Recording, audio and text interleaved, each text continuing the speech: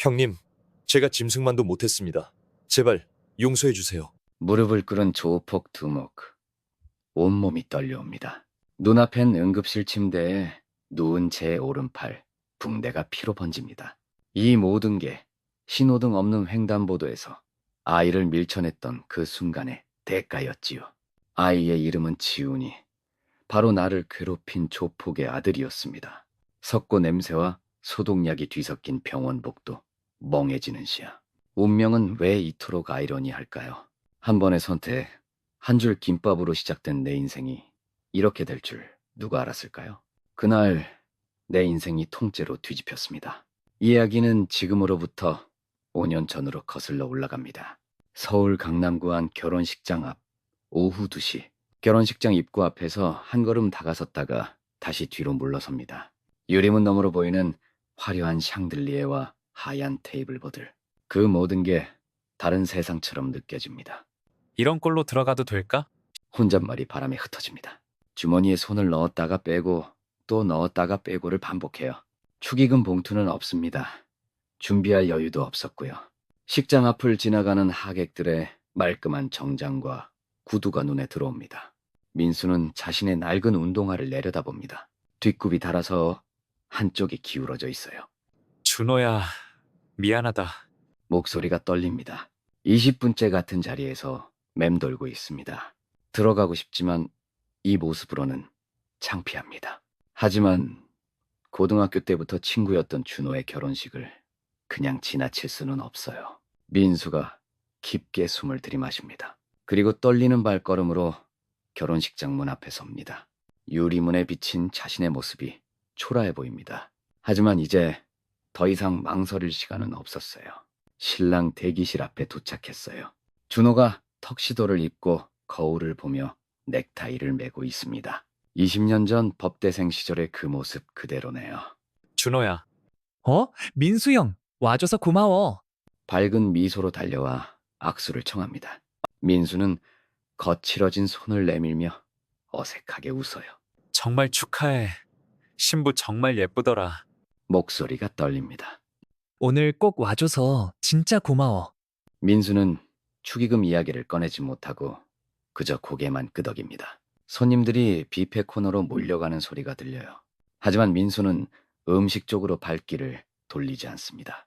배는 고프지만 차마 얻어먹는 기분이 들어서요. 나는 먼저 가봐야겠다. 벌써? 식사라도 하고 가지. 아니야, 급한 일이 있어서. 거짓말입니다. 그냥 더 이상 여기 있을 자신이 없어요. 10분. 결혼식장에 머문 시간은 고작 10분이었습니다. 민수는 황급히 돌아서며 출구를 향해 걸어갑니다. 뒤에서 준호가 부르는 소리가 들리지만 돌아보지 않아요. 결혼식장 밖 준호의 발걸음 소리가 뒤에서 들려옵니다. 민수야, 잠깐. 야, 우리가 언제부터 이렇게 남이었나? 준호가 한 걸음 더 다가옵니다. 솔직히 말해봐. 무슨 일이야? 민수의 어깨가 작게 떨립니다.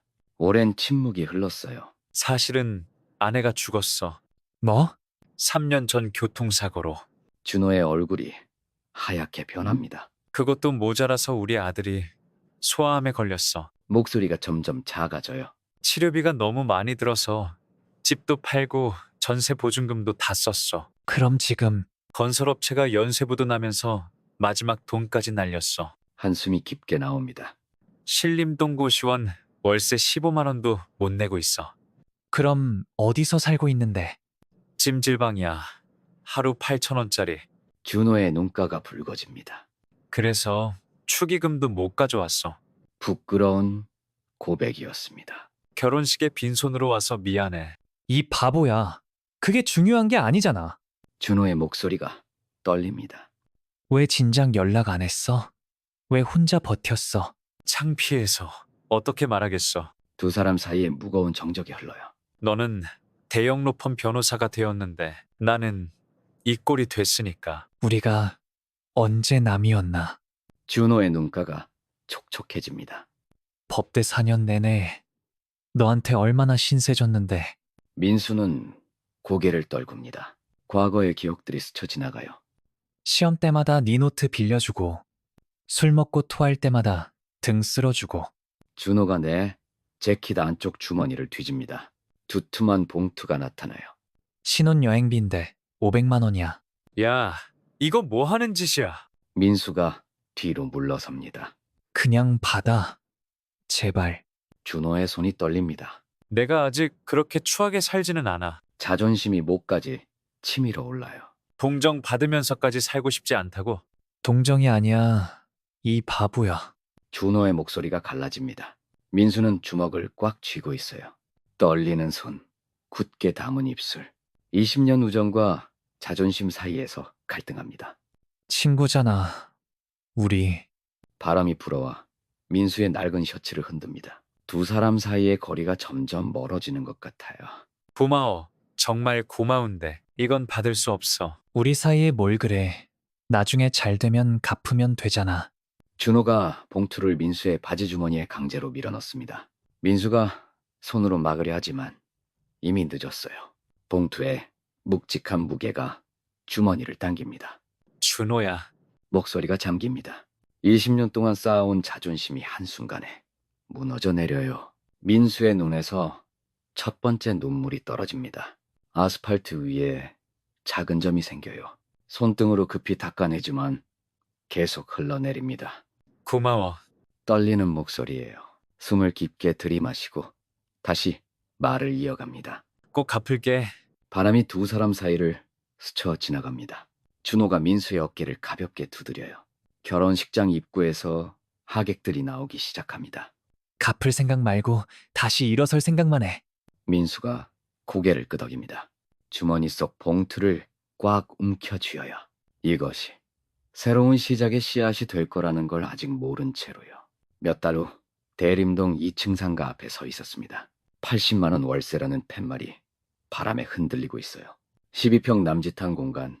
그러나 제게는 희망의 터전이었습니다. 여기서 다시 시작하자. 혼잣말이 작은 상가에 울려 퍼집니다. 준호가 건넨 돈으로 보증금을 내고 간단한 설비를 갖췄어요. 김밥 재료와 할머니의 낡은 레시피 노트만이 제 전부였습니다. 새벽 4시 알람 소리가 고시원을 깨웁니다. 찜질방에서 벗어나 이제는 제 가게로 출근하는 길이에요. 어둠 속에서 가게 문을 여는 순간 할머니 생각이 났습니다. 할머니, 이제 시작이에요. 1960년대 전통 레시피.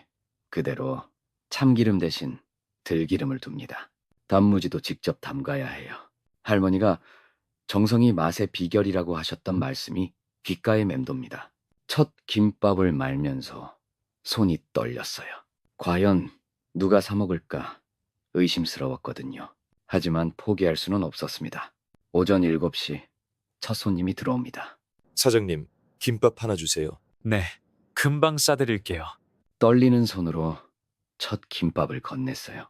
그 아저씨가 한 입 베어 물고는 놀란 표정을 지었습니다. 이거 옛날 맛이네요. 그 말에 가슴이 뛰었어요. 할머니의 손맛이 통했구나 싶어서요. 하루 종일 서서 김밥을 말고 설거지하고 청소했습니다. 밤 10시가 되어서야 가게 문을 닫아요. 계산해보니 하루 매출이 8만 원이었습니다. 이걸로 월세를 낼 수 있을까? 하지만 절망하지 않았어요. 시작이 반이라고 할머니가 늘 말씀하셨거든요. 그 다음 날도 새벽 4시에 일어납니다. 혼자서 모든 걸 해내야 하는 하루, 18시간의 전쟁이에요. 그래도 매일 8만 원씩 간신히 버텨나가고 있었습니다. 가게 문을 열고 일주일이 지났을 때였습니다.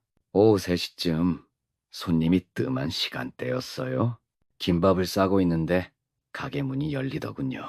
검은 정장을 입은 남자 3명이 들어왔습니다. 이상했어요. 김밥을 사러 온 손님 같지 않았거든요. 사장님, 잠깐 시간 있으세요? 목소리부터 예사롭지 않았습니다.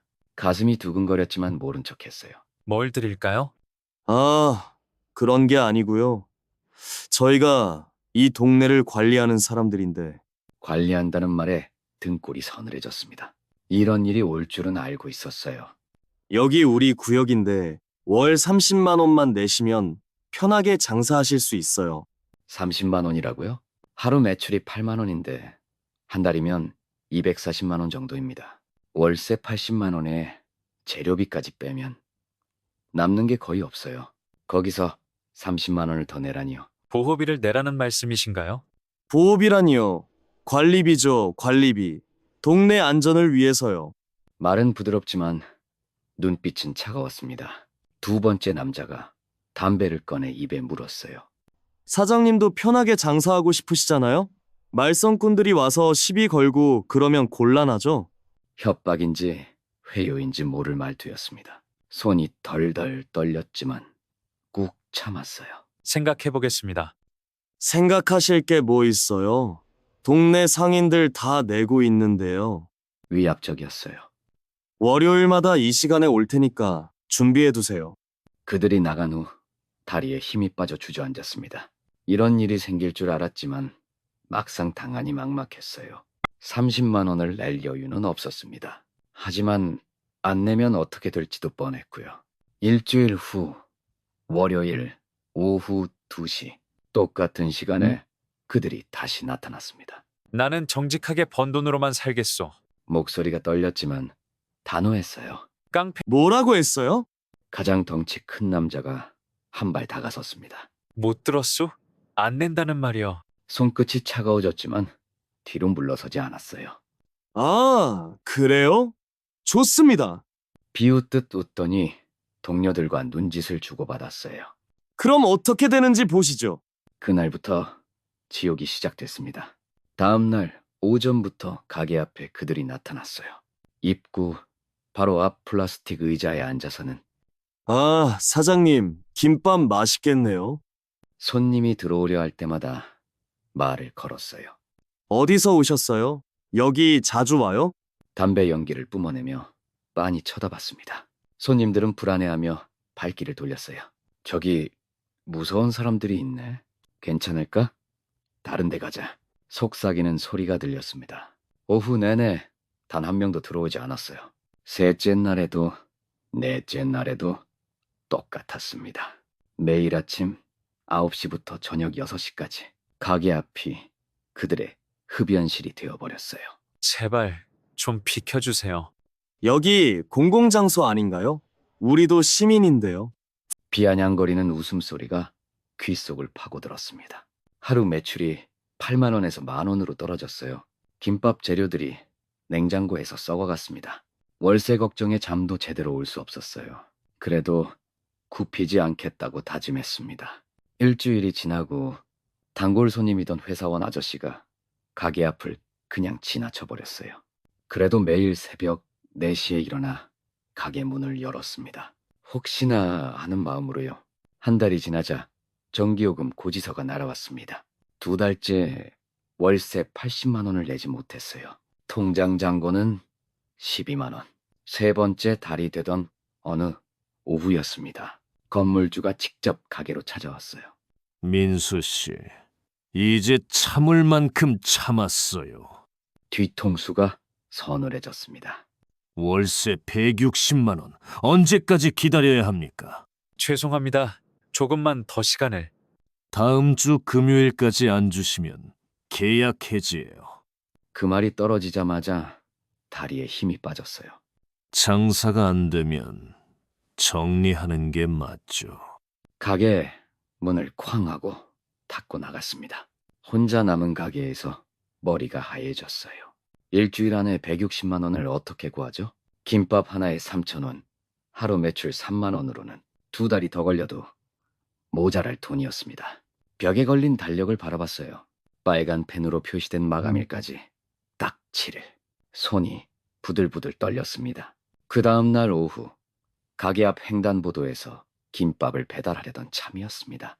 신호등도 없는 좁은 길, 평소보다 차량이 많았어요. 갑자기 왼쪽에서 작은 발걸음 소리가 들렸습니다. 7살쯤 되어 보이는 아이가 공을 쫓아 뛰어나오고 있었어요. 그 순간 오른쪽에서 10톤 화물차가 굉음을 내며 달려왔습니다. 운전사는 휴대폰을 보느라 아이를 보지 못했어요. 심장이 멎는 줄 알았습니다. 애야, 몸이 저절로 움직였어요. 배달 가방을 내던지고 아이를 향해 달려갔습니다. 화물차 브레이크 소리가 귀를 찢었어요. 아이를 힘껏 밀어내는 순간 자체가 제 오른팔을 강타했습니다.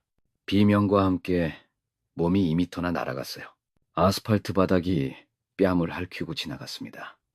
아저씨, 아저씨. 아이가 울면서 제게 달려왔어요. 오른팔이 이상한 각도로 꺾여 있었습니다. 뼈가 부러진 게 분명했어요. 그래도 아이가 무사해서 다행이었습니다. 아저씨, 괜찮으세요? 운전사가 새파랗게 질린 얼굴로 뛰어왔어요. 아이는 괜찮나요? 정신이 아득해지는 와중에도 아이부터 확인했습니다. 아저씨가 저를 구해줬어요. 아이, 눈에 눈물이 가득했어요. 구급차 사이렌 소리가 점점 가까워졌습니다. 의식이 흐려지기 전 마지막으로 본 건 아이의 안전한 모습이었어요. 그것만으로도 충분했습니다.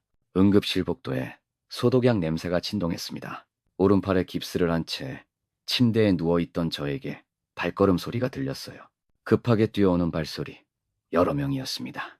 응급실 문이 벌컥 열리더니 검은 정장 차림의 남자가 숨을 헐떡이며 나타났어요. 지훈이 어디 있어? 목소리에 절박함이 배어 있었습니다. 아이는 괜찮습니다. 세병동에서 검사 중이에요. 강철의 얼굴에 안도감이 스쳤어요. 그제야 저를 발견한 강철이 천천히 다가왔습니다. 아저씨가 우리 지훈이를 구해주신 분이세요. 간호사가 고개를 끄덕였어요. 지훈이가 말했어요.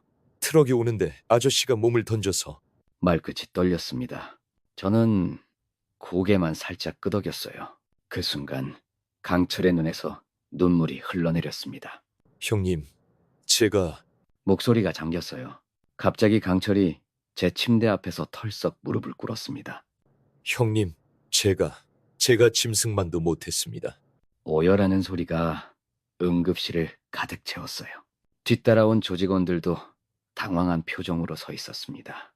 형님한테 그런 짓을 내 새끼 생명의 은인한테. 고개를 바닥에 박으며 울부짖는 모습이었어요. 저는 왼손으로 강철의 어깨를 살짝 두드렸습니다. 이제 됐소. 아이가 무사하니까. 아닙니다. 절대 안 됩니다. 더욱 격하게 오열했어요. 주변 사람들이 하나둘 쳐다보기 시작했습니다. 그 순간 저는 이 사람의 진심을 느꼈어요. 아버지로서의 마음. 그건 진짜였으니까요. 강철이 조직원들을 한 명씩 쳐다봤습니다. 눈빛이 완전히 달라져 있었어요. 야, 너희들 다 모여. 12명의 조직원들이 병원 복도에 일렬로 섰습니다. 환자들과 간병인들이 무서워서 피해갔어요. 앞으로 민수 형님 가게는 우리가 지킨다. 목소리가 복도 전체에 울렸습니다. 조직원들이 서로 눈치를 보며 당황했어요. 누구든 민수 형님 건드리면 나부터 상대해. 주먹을 불끈 쥐며 소리쳤습니다. 저는 깁스한 오른팔을 들어 제지했어요. 그런 건 안 해도. 아닙니다. 형님은 우리 은인이에요. 그러더니 조직원들을 다시 쳐다봤어요. 보호비 징수? 이제 그딴 거 없다. 조직원들의 표정이 더욱 놀랐습니다. 민수 형님 가게 홍보나 해. 병원 복도가 잠시 조용해졌어요. 조직원 중 하나가 조심스럽게 입을 열었습니다. 형님, 그럼 우리가 뭘 해야 하나요? SNS에 올려 맛있다고 홍보해. 손가락으로 휴대폰을 가리키며 말했습니다. 또 다른 조직원이 고개를 갸웃했어요. 저희가 김밥집 홍보를요? 왜? 못하겠어. 눈을 부릅뜨자 조직원들이 고개를 흔들었습니다. 저는 믿을 수가 없었어요. 조폭들이 가게 홍보를 하겠다니. 민수 형님은 우리 동네 영웅이야. 조직원들이 일제히 고개를 끄덕였습니다. 그 순간 제 마음 한편이 따뜻해졌어요. 며칠 뒤 가게 앞에 낯선 중년 남성이 나타났습니다. 정장을 깔끔하게 차려입고 명함을 꺼내 보이더군요. 안녕하세요. 대림동 상인회장 김덕수입니다. 저는 깜짝 놀라 앞치마를 털었어요. 사장님이 그 유명한 민수 씨시군요. 유명하다니요. 그냥 김밥 파는 사람인데요. 겸손하게 대답했지만 마음이 두근거렸습니다. 아이, 구해주신 얘기 온 동네가 다 알아요. 그분의 눈빛이 진심으로 반짝였어요. 이런 분이 우리 동네에 계신 게 자랑입니다. 목소리에 감동이 묻어났습니다. 제가 당연히 해야 할 일을 했을 뿐인데 손사래를 치며 말했지만 가슴이 뜨거워졌어요. 상인회에서 단체 주문 넣고 싶습니다. 단체 주문이요? 매주 금요일 회의용으로 김밥 50줄씩 주문하겠어요? 50줄이라니. 일주일 매출과 맞먹는 양이었습니다. 정말 감사합니다. 떨리는 목소리로 인사를 드렸어요. 그 이후 변화는 놀라울 정도였습니다. 입소문이 퍼지기 시작했거든요. 대림동 영웅김밥집 가봤어? 구해준 사장님 있는 그 집? 점심시간이 되자 사람들이 몰려들었습니다. 처음엔 5명, 10명. 그러더니 줄이 길어졌어요. 가게 밖까지 대기줄이 늘어섰습니다. 잠깐만요. 지금 만들고 있어요. 부랴부랴 김밥을 말았지만 손이 모자랐어요. 손님들은 불평 한마디 없이 기다려줬습니다. 오히려 천천히 하세요, 기다릴게요 라며 격려해줬어요. 하루 매출이 15만 원을 넘어섰습니다. 며칠 전까지만 해도 3만 원이 고작이었는데 꿈 같은 일이었어요. 며칠 뒤 뜻밖의 변화가 찾아왔습니다. 강철이 휴대폰을 들고 가게 안으로 들어왔어요. 형님, 인스타그램 하세요? 인스타그램이요? 생소한 단어였습니다. 요즘 젊은 애들이 다 하는 거예요. 사진 올리고 후기 쓰고.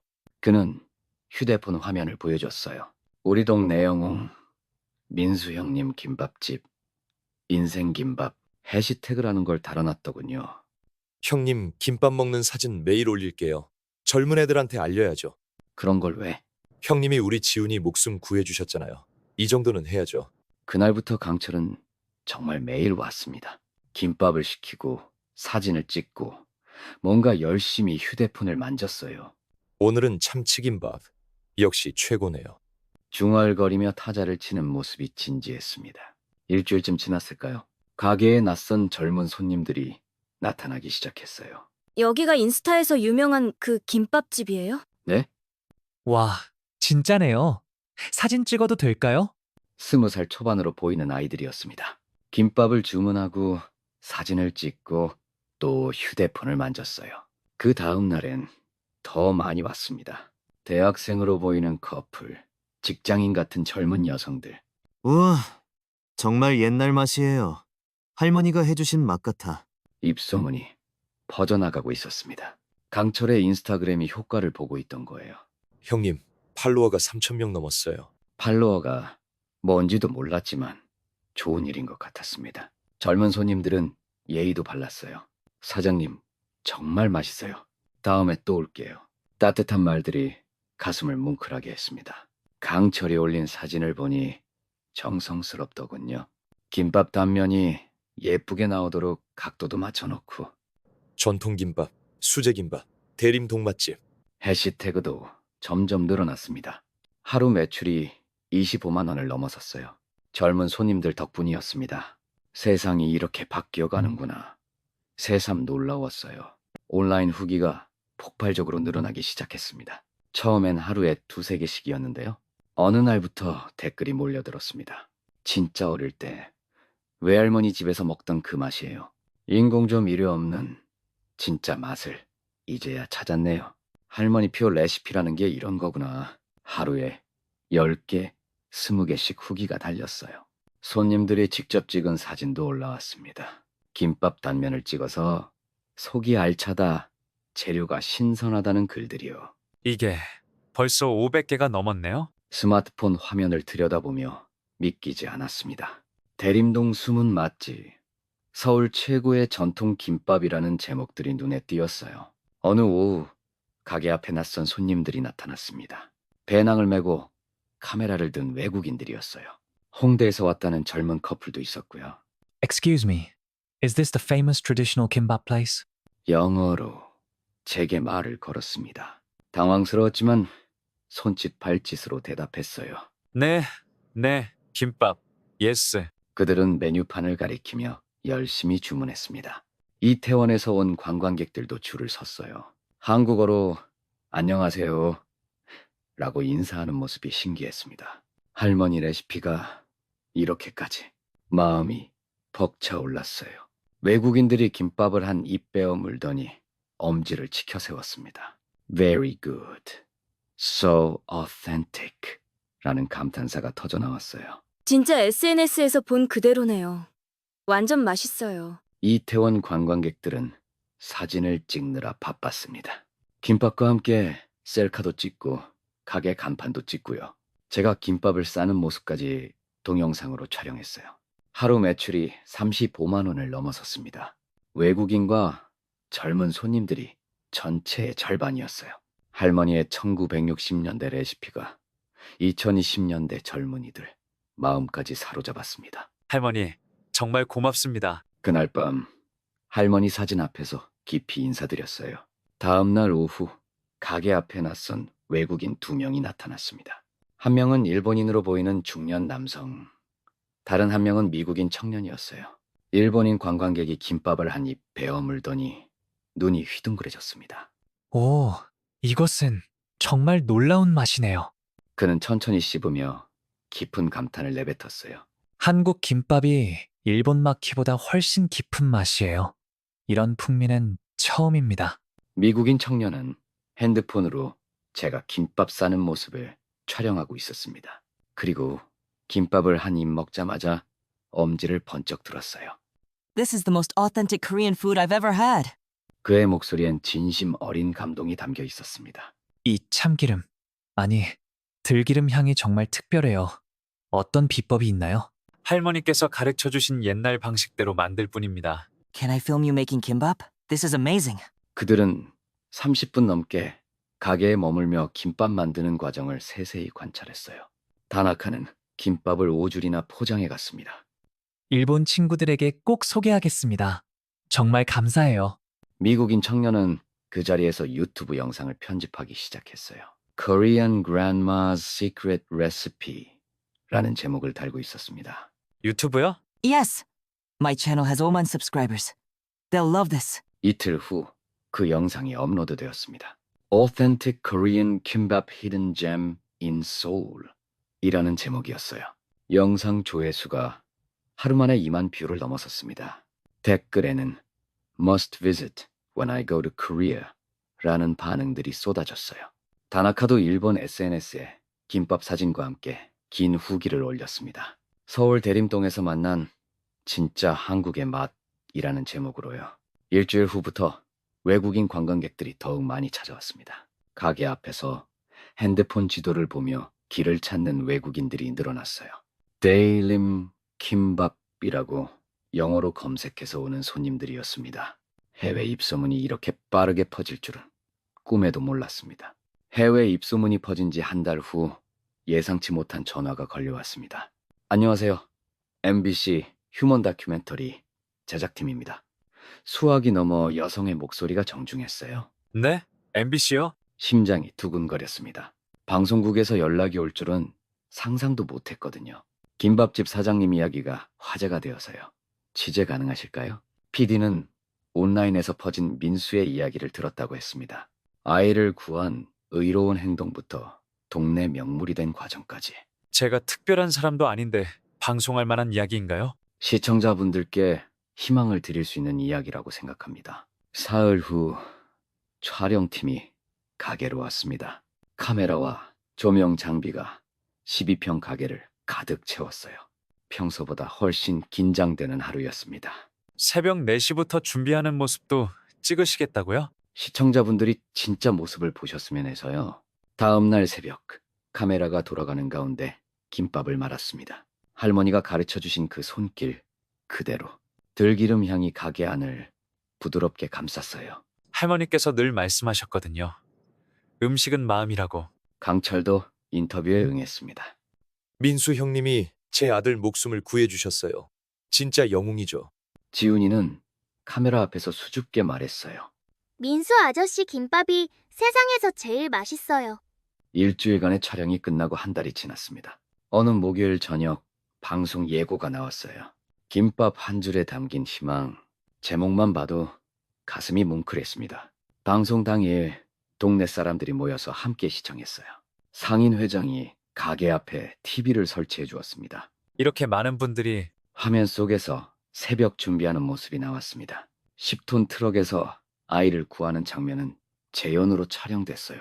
시청하는 사람들 사이에서 한숨 소리가 터져 나왔습니다. 12.4%의 시청률을 기록했습니다. 다음 날 방송국에서 알려준 수치였어요. 전국 시청률 12.4%라니 믿기지 않았습니다. 그 다음 날부터 가게 상황이 완전히 바뀌었어요. 아침 9시부터 줄이 서기 시작했습니다. 이렇게 많은 분들이 오실 줄이야. 점심시간에는 가게 밖까지 대기줄이 이어졌어요. 하루 매출이 40만 원을 넘어섰습니다. 한 달 전 8만 원이었던 것과 비교하면 5배나 뛴 거였죠. 방송 보고 왔어요. 정말 감동적이었어요. 손님들의 인사가 끊이지 않았습니다. 저녁 9시가 되어서야 마지막 손님을 배웅했어요. 하루 종일 쉴 틈 없이 김밥을 말았지만 기분이 좋았습니다. 꿈만 같은 하루였어요. 며칠 뒤 저는 첫 수익금을 들고 준호를 찾아갔습니다. 강남 대형 로펌 건물 앞에서 한참을 망설였어요. 정장 입은 사람들 사이에서 제 모습이 초라하게 느껴졌거든요. 하지만 약속은 지켜야 했습니다. 준호야, 시간 괜찮나? 준호가 회의실 문을 열어주며 환하게 웃었어요. 어서 와. 방송 봤어. 정말 대단하더라. 저는 가방에서 봉투를 꺼냈습니다. 손이 떨렸어요. 500만 원 다 가져왔어. 준호의 표정이 당황스럽게 변했습니다. 이게 뭐야? 빌린 돈 갚으러 왔지. 약속했잖아. 준호가 고개를 저으며 봉투를 밀어냈어요. 잘 되는 게 내가 더 기뻐. 그 돈으로 가게 키워. 아니야, 빚은 빚이야. 받아. 저는 봉투를 그의 손에 억지로 쥐어주려 했습니다. 하지만 준호는 완강했어요. 우리가 언제 남이었나? 나중에 정말 여유 생기면 그때 생각해봐. 그래도 말끝이 흐려졌습니다. 고마움과 미안함이 뒤섞였어요. 대신에 법률 자문은 내가 무료로 도와줄게. 사업 키우려면 계약서도 봐야 하고. 준호가 제 어깨를 두드렸습니다. 이제 시작이야. 더 큰 꿈 꿔봐. 가슴이 뭉클했습니다. 20년 전 법대 시절 늘 저를 챙겨주던 그 모습 그대로였어요. 고마워. 정말 고마워. 뭘 고마워해. 덕분에 나도 뿌듯하다고. 로펌을 나서며 하늘을 올려다봤습니다. 구름 사이로 햇살이 비쳤어요. 봉투는 여전히 제 가방 안에 들어있었지만 마음만은 한결 가벼웠습니다. 다음 날 오후 3시 가게 문을 열고 김밥을 싸고 있을 때였습니다. 똑똑똑 유리문을 두드리는 소리가 들렸어요. 고개를 들어보니 작은 배낭을 맨 아이가 서 있었습니다. 바로 제가 구한 그 아이, 지훈이었어요. 아저씨, 안녕하세요. 목소리가 조금 떨렸습니다. 문을 열어주니 지훈이가 조심스럽게 들어왔어요. 지훈아, 어떻게 왔어? 민수 아저씨 덕분에 살았어요. 그 말에 가슴이 뭉클했습니다. 7살 아이가 할 말은 아닌 것 같았지만 진심이 느껴졌어요. 커서 아저씨처럼 착한 사람 될게요. 아이의 눈이 반짝였습니다. 마치 별을 보는 것처럼 맑고 순수했어요. 그래? 고마워, 지훈아. 지훈이는 가방에서 공책과 연필을 꺼냈습니다. 아저씨, 여기서 숙제해도 돼요? 물론이지. 앉아. 카운터 옆 작은 테이블을 가리켰습니다. 지훈이가 조심스럽게 앉더니 숙제를 펼쳤어요. 국어 받아쓰기 연습장이었습니다. 그날부터 지훈이는 매일 방과 후 가게에 왔습니다. 가방을 테이블에 올리고 연필을 깎고 숙제를 시작하는 게 일상이 되었어요. 아저씨, 이 한자 뭐예요? 효도 효자야. 부모님께 잘하는 거지. 아, 효도요? 아이가 열심히 따라 쓰는 모습을 보니 마음이 따뜻해졌습니다. 손님이 없을 때면 지훈이와 이야기를 나누곤 했어요. 아저씨는 정말 대단해요. 매일 듣는 말이지만 여전히 쑥스러웠습니다. 하지만 아이의 순수한 마음이 고마웠어요. 어느 날 오후 지훈이가 그림을 그려왔습니다. 크레파스로 그린 김밥 가게 그림이었어요. 아저씨, 이거 드릴게요. 그림 한쪽 구석에 고마운 민수 아저씨라고 삐뚤삐뚤 적혀 있었습니다. 눈시울이 뜨거워졌어요. 매주 금요일이 되면 특별한 준비를 했습니다. 수익의 10%를 따로 계산해서 봉사용 김밥을 만들었어요. 홀몸 어르신 15분과 노숙자분들을 위한 따뜻한 한 끼였습니다. 첫 번째 금요일, 떨리는 마음으로 동네 복지관을 찾았어요. 김밥을 무료로 드리겠다고요? 제가 어려울 때 많은 도움을 받았거든요. 복지사님이 눈을 동그랗게 뜨셨습니다. 이제 제가 조금씩이라도 돌려드리고 싶어요. 복지관과의 연계가 성사됐습니다. 매주 금요일 오후 3시 정기 봉사활동이 시작됐어요. 첫 번째 봉사날, 할머니 한 분이 김밥을 받아 드시며 말씀하셨습니다. 요즘 이런 정성스러운 젊은이가 어디 있나? 할머니의 주름진 손이 제 손을 꼭 잡았어요. 맛있게 드세요, 할머니. 노숙자 한 분은 김밥을 받고 눈물을 흘리셨습니다. 지훈이도 함께 봉사에 참여했어요. 할아버지, 천천히 드세요. 아이가 어르신들께 김밥을 나눠드리는 모습 정말 예뻤습니다. 복지관 관장님이 저를 부르셨어요. 민수 씨 덕분에 어르신들이 얼마나 기뻐하시는지 몰라요. 제가 더 감사하죠. 매주 금요일이 일주일 중 가장 보람찬 날이 됐습니다. 김밥 한 줄이 누군가에게는 하루의 희망이 되는 거였어요. 어려웠던 시절의 제 마음을 이제야 조금 달랠 수 있었습니다. 그렇게 몇 달이 흘렀습니다. 어느 날 아침 가게 문을 열고 나온 순간 깜짝 놀랐어요. 건물 옆 전봇대에 커다란 현수막이 걸려 있었거든요. 우리 동네 자랑 민수 씨. 빨간 글씨로 선명하게 적힌 문구가 바람에 펄럭였습니다. 이게 뭐지? 상인 회장님이 멀리서 손을 흔드시며 다가오셨어요. 민수 씨, 어때요? 마음에 들어요? 회장님, 이게 무슨... 동네 주민 300명이 서명했어요. 우리 동네에 이런 분이 계신다는 게 자랑스럽다고요. 가슴이 뜨거워졌습니다. 그동안 제가 한 일이 이렇게 많은 분들께 다 있었구나. 며칠 후 구청에서 연락이 왔어요. 민수 씨, 모범상 인상. 시상식에 참석해 주시겠어요? 저 같은 사람이 상을 받아도 되나요? 주민 추천이 가장 많았어요. 당연히 받으셔야죠. 시상식 날 강철이와 지훈이도 함께 왔습니다. 형님, 축하드려요. 아저씨 진짜 대단해요. 구청장님이 상장을 건네주시며 말씀하셨어요. 민수 씨 같은 분이 계셔서 우리 구가 더 따뜻해집니다. 박수 소리가 울려 퍼졌어요.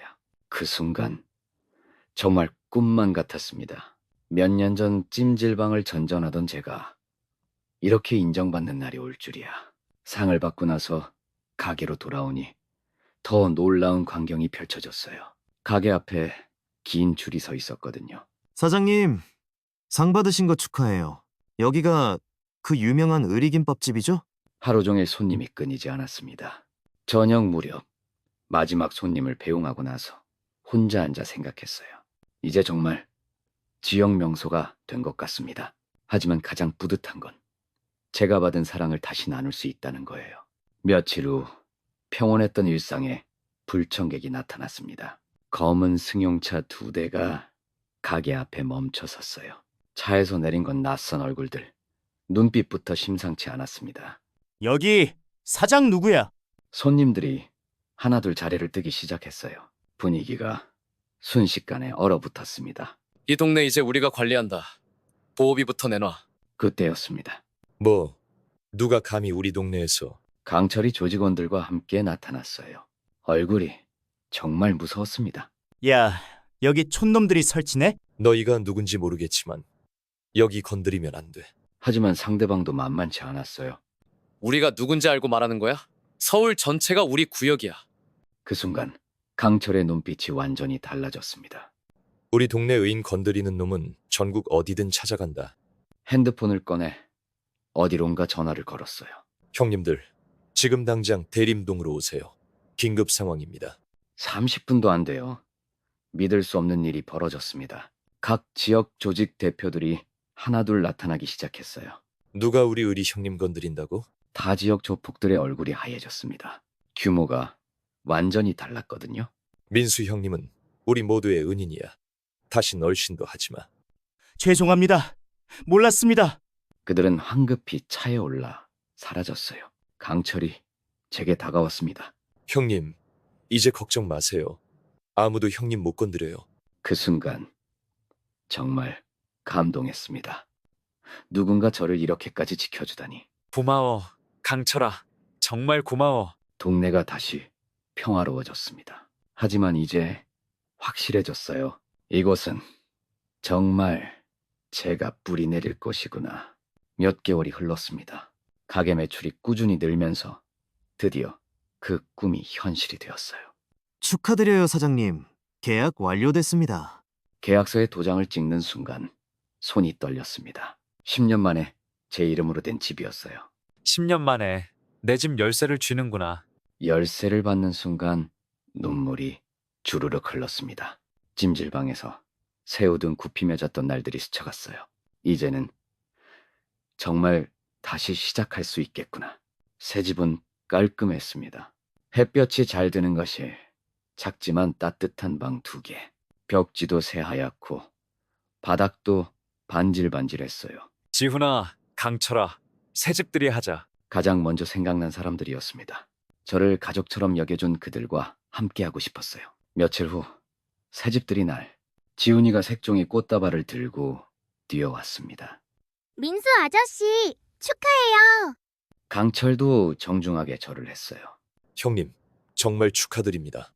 그의 손에는 화분 하나가 들려 있었습니다. 행운목이에요. 앞으로도 계속 잘 되시라고요. 거실에 앉아 김밥을 나눠 먹었습니다. 제가 직접 싼 김밥이 이렇게 달콤할 줄이야. 아저씨, 여기서 계속 살 거예요? 그럼 이제 여기가 내 집이니까. 창밖으로 보이는 대림동 풍경이 정겹게 느껴졌어요. 이곳에서 정말 새로운 인생이 시작되는 거구나. 형님 덕분에 저도 많이 배웠어요. 그의 눈가가 촉촉해졌습니다. 사람이 어떻게 살아야 하는지 형님이 보여주셨어요. 집들이는 따뜻했습니다. 가족도 아닌데 가족보다 더 가까운 사람들.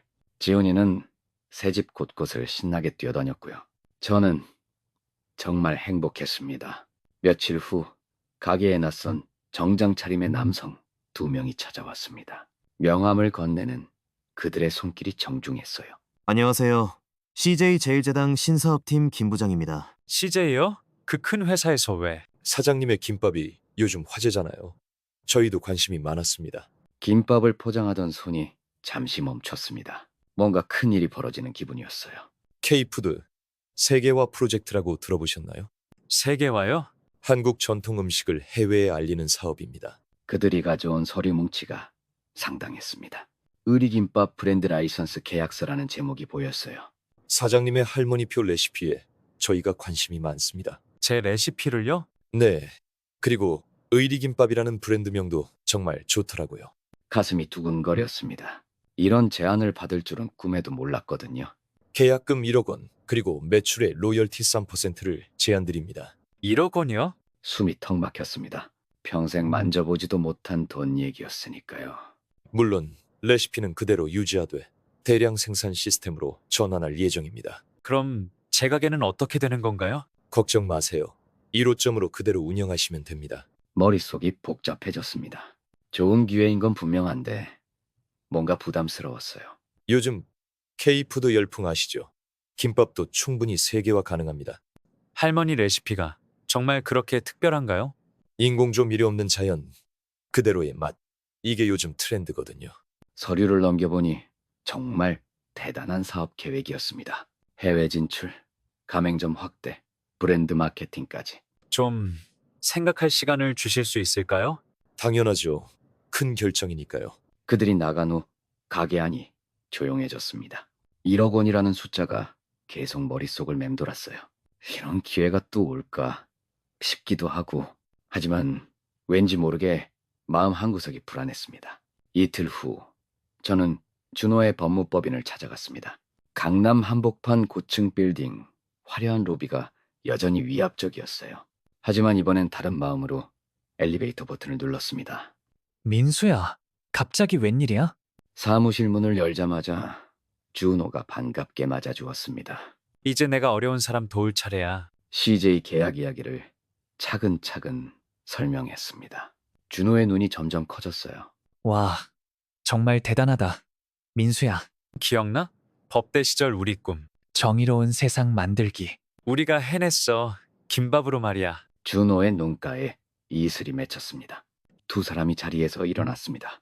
20년 우정이 이 순간에 모두 담겨 있었어요. 정말 자랑스럽다. 내 친구가. 포옹하는 순간 모든 게 보상받는 기분이었습니다. 과거의 상처도 힘든 시간도 모두 의미가 있었던 거였어요. 앞으로도 계속 함께 가자. 그럼 이제 시작이야. 창밖으로 내려다본 강남 거리가 다르게 보였습니다. 이제 저도 이 세상에 희망을 나누는 사람이 되었으니까요. 준호와의 만남을 마치고 가게로 돌아가는 길이었습니다. 마음이 한결 가벼워진 발걸음으로 골목을 돌아서니까요. 가게 앞에서 강철이와 지훈이가 기다리고 있었습니다. 민수 아저씨, 왔다! 작은 손을 흔들며 달려오는 지훈이를 보니 가슴이 따뜻해졌어요. 어느새 이 아이는 제게 소중한 존재가 되어 있었습니다.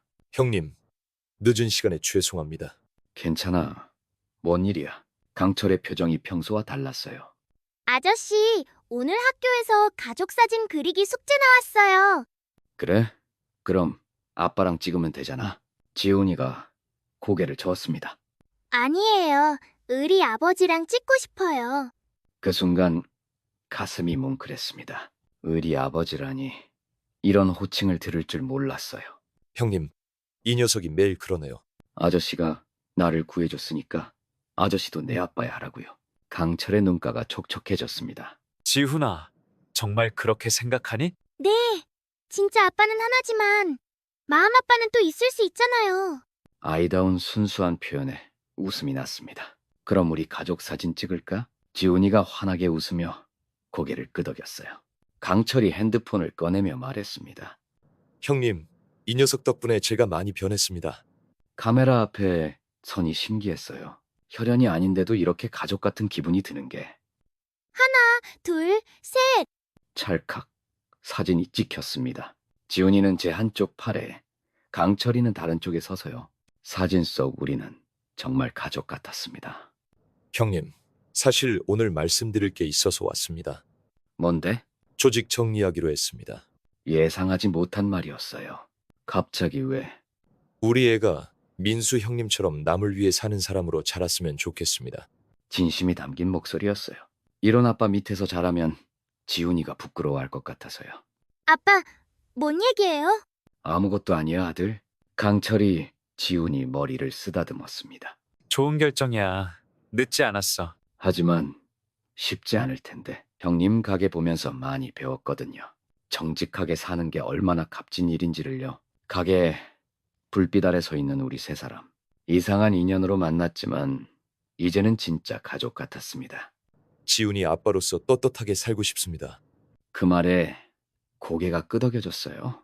며칠 후 가게 앞에서 무언가를 준비하고 있었습니다. 하얀 종이에 붓으로 글씨를 쓰고 있는 모습을 지훈이가 지켜보고 있어요. 특별한 글귀야. 할아버지가 많이 힘들 때 버틸 수 있게 해준 말이지. 붓 끝에 힘을 주며 한 글자씩 정성스럽게 적었습니다. 희망은 포기하지 않는 자에게 온다. 오래전 할머니가 해주신 말씀이었어요. 와, 글씨 정말 예뻐요. 가게 문 위쪽에 정성스럽게 액자를 달았습니다. 오가는 사람들이 하나둘 멈춰서서 글귀를 읽어요. 형님, 정말 좋은 말씀이네요. 아내를 잃고 아들마저 떠나보낸 그 절망의 시간들. 찜질방을 전전하며 하루하루 버텼던 날들이 떠올라요. 그때는 모든 게 끝인 줄 알았는데 지금 이 순간이 믿기지 않았습니다. 따뜻한 가게, 소중한 사람들, 그리고 새로운 꿈. 형님 덕분에 저도 다시 시작할 용기가 생겼어요. 과거의 상처들이 하나씩 아물어가는 게 느껴졌습니다. 액자 속 글귀가 저녁 불빛에 반짝였어요. 이제 정말 새로운 시작이구나 하고 생각했습니다. 앞으로도 포기하지 말자. 우리 모두. 세 사람이 함께 고개를 끄덕였습니다. 희망이라는 단어가 이렇게 따뜻할 줄 몰랐어요. 3년이라는 시간이 흘렀습니다. 그 사이 많은 것들이 변했어요. 대림동 작은 김밥집에서 시작된 꿈이 이제 전국으로 뻗어나갔습니다. 147개 가맹점이라니 믿기지 않아. 본사 사무실 벽면에 걸린 전국 지도를 바라봤어요. 빨간 점으로 표시된 매장들이 온 나라에 퍼져 있었습니다. LA 코리아타운까지 진출했다며? 미국 진출 소식을 들은 준호가 놀라워했어요. 세계 지점이지만 해외 첫 발걸음이라 더욱 의미 깊었습니다. 할머니 레시피가 태평양을 건너간 거야. 연매출 120억 원이라는 숫자도 믿기 어려웠어요. 10평 남짓한 가게에서 하루 8만 원 벌던 때가 엊그제 같은데. 형님은 정말 대단하세요. 이제는 합법 사업가가 된 강철이 감탄했습니다. 그때 비서가 급히 들어왔어요. 사장님, CNN에서 연락 왔어요? 외국 언론사 취재 요청이었습니다. 한국인의 정신을 김밥으로 소개하고 싶다는 내용이었어요. 내가 뭐 특별한 일을 했다고. 하지만 마음 한편으론 뿌듯했습니다. Korean Friendship Spirit Wrapped in Rice. CNN 기자가 쓴 제목을 읽어보니 코끝이 찡했어요. 우정과 의리를 김밥에 담았다는 표현이 정말 적절했습니다. 내 이야기가 세계로 나가는구나. 20년 우정이 이런 결실을 맺을 줄 누가 알았을까요? 혼자였다면 불가능했을 거야. 창밖으로 보이는 대림동 첫 가게가 아직도 그 자리에 있었어요. 이제는 1호점이라는 팻말이 걸려 있었습니다. 그 작은 시작점에서 이 모든 기적이 펼쳐졌구나. 진짜 꿈만 같은 일이었습니다. 몇 달 후 민수는 중요한 결정을 내렸습니다. 본사 회의실에서 준호와 마주 앉아 있었어요. 준호야, 이제 정말 중요한 얘기를 해야겠어. 준호가 고개를 끄덕이며 진지한 표정을 지었습니다. 진짜 성공은 혼자 잘 사는 게 아니라 함께 잘 사는 것 같아. 그동안 품어왔던 마음을 드디어 꺼내는 순간이었어요. 수익의 30%를 재단으로 출연하려고 해. 재단이라고? 희망김밥재단. 어떤 것 같아? 소상공인 창업 지원과 결시가동 급식 지원이 주요 사업이었습니다. 정말 너답다. 법무이사로 참여해 줄 수 있을까? 20년 우정을 이제 사업으로 승화시키고 싶었어요. 당연하지. 내가 얼마나 기다렸는데. 두 사람의 눈가에 촉촉한 기운이 맺혔습니다. 법대 시절 꿈꿨던 정의로운 세상 만들기. 드디어 시작이네. 김밥으로 세상을 바꾸는 거구나. 재단 설립 서류를 함께 검토하며 세부 사항을 논의했어요. 어려웠던 시절 네가 준 500만 원이 이 모든 걸 만들었어. 그게 이렇게 큰 나무가 될 줄 누가 알았겠어. 창밖으로 보이는 대림동 거리가 예전과는 완전히 달라 보였습니다. 이제 정말 함께 잘 사는 세상을 만들어가는 시작점이었어요. 우리가 받은 사랑을 이제 나눠줄 차례야. 평생 함께하자. 악수를 나누는 두 사람의 얼굴에 환한 미소가 번졌습니다. 희망김밥재단의 첫걸음이 드디어 시작되는 순간이었어요. 그로부터 몇 개월이 흘렀습니다. 초등학교 교실 한편 작은 책상 앞에 앉은 지훈이의 모습이 보였어요. 뭐라고 써야 하지? 연필을 입에 물고 고민하는 모습이 진지했습니다. 장래희망 작성란 앞에서 한참을 망설이더니 또박또박 글씨를 써내려갔어요. 10살 아이의 꿈이 한 글자씩 종이 위에 새겨졌습니다. 제 목숨을 구해주신 분이에요. 어려운 사람들 도와주는 김밥집 사장님이요. 아이의 눈빛이 반짝반짝 빛났어요. 정말 멋진 꿈이구나. 교실 안다른 아이들도 지훈이의 이야기에 귀를 기울였습니다. 한편 대림동 가게 벽면에는 새로운 액자가 걸려 있었어요. 위기는 기회다. 포기하지 마라. 민수의 좌우명이 정성스럽게 새겨진 나무 액자였습니다. 이 글귀를 보고 힘을 얻는 사람이 있을까요? 오늘도 가게 문을 열며 벽면의 글귀를 바라봤어요.